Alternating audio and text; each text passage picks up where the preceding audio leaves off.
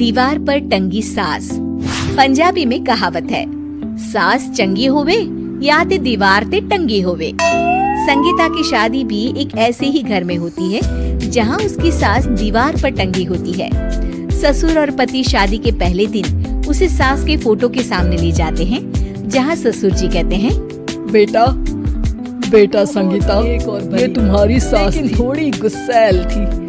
गुस्सा आने पर सब तहस नहस कर देती थी, पर अब ये इस दुनिया में नहीं है। हाँ संगीता, माँ होती तो तुम इनकी कोई बात टाल नहीं सकती थी, वरना तो माँ घर में भूचाल ले आती। संगीता मन में खुश होती है कि अच्छा है कि ऐसी औरत अब इस घर में नहीं है, लेकिन दिखावे के लिए वो जैसे ही सास की फोटो के सामने हाथ जोड़कर खड़ी होती है, ये क्या? सास उसे देखकर मुस्कुराने लगी। संगीता आंखों को मलकर एक बार फिर से देखती है, लेकिन फिर सास के चेहरे का भाव, भंगिमा यानी एक्सप्रेशन बिल्कुल बदले होते हैं।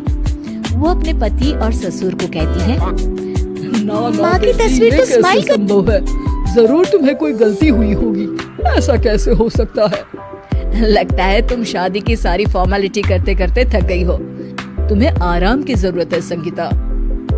खैर, सारे संगीता की बात को इग्नोर कर कमरे में चले जाते हैं। वैसे सास की फोटो पर एक्सप्रेशन एक के बाद एक बदलते ही रहते हैं।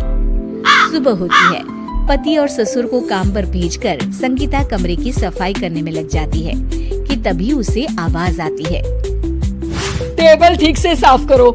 ऐसे भी कोई टेबल साफ करता है? इससे अच्छा तो ये गंदा ही था।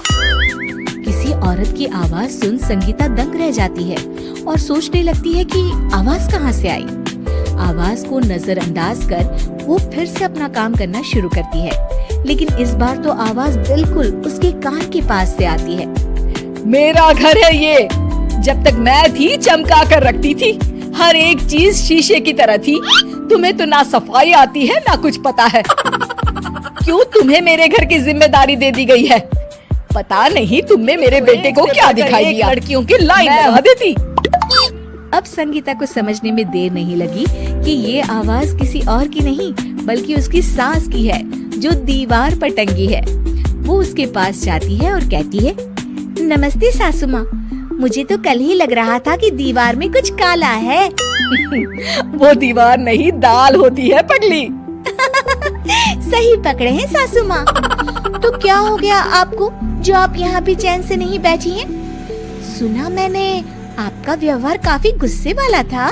चुप रह तू, ज्यादा बकर बकर ना कर। घर का काम करना तो आता नहीं, आई है मुझसे बहस करने। हाँ देखिए सासू माँ, मैं आपसे साफ साफ कह देती हूँ, मुझसे पंगा लेने की कोशिश मत करिएगा। तभी पीछे से संगीता का पति आता है। अरे संगीता, किससे बात कर रही हो? कौन है वहाँ? संगीता की सास की फोटो फिर से पहले जैसी हो जाती है। आपकी माँ से कह रही थी कि मुझे काम करना आता।